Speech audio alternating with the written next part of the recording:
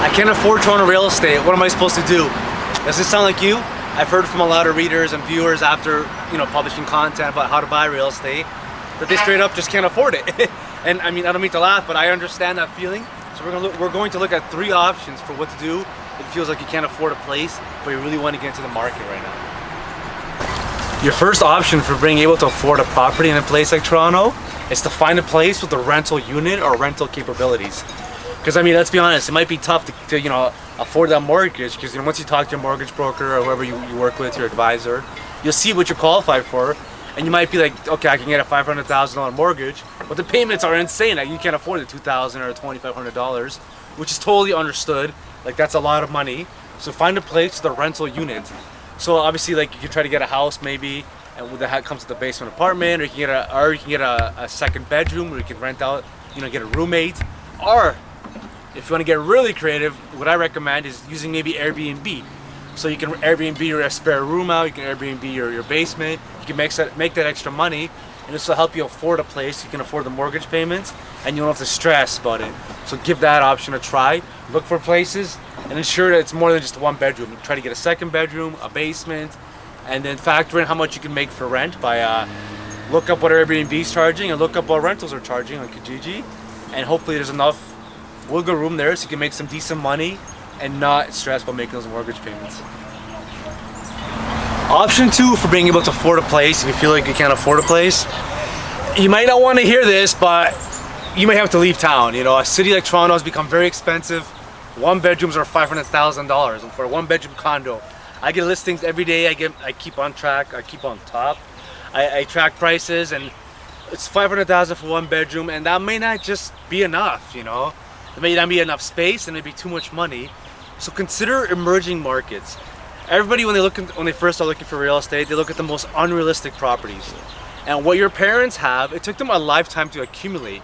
So your parents might have a house in the suburbs of Etobicoke, Mississauga, Oakville, but they bought that in the 80s. So the prices were different, times were different, and it took them 20, 30 years to get to where they are.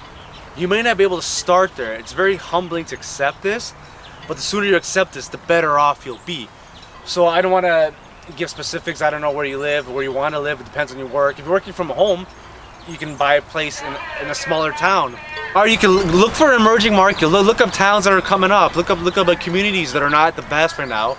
My first real estate investment was in Queen East, the east side of Toronto.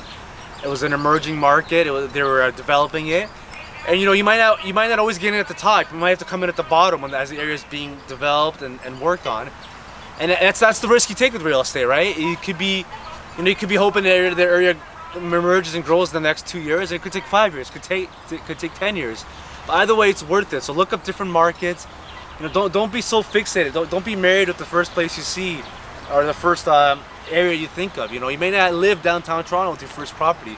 You may have to start up an hour away, 2 hours away. You may have to work your way in. So the good news is you can get getting mosquito bites here, surprisingly. So you can get a place that's maybe in the suburbs at first. Once the equity goes up, maybe you feel more comfortable, or you make more money, you save up more, then you can sell that and move in towards the city. So don't be afraid to start off further away and move your way in. Option 3, this might be controversial. You don't have to buy a property.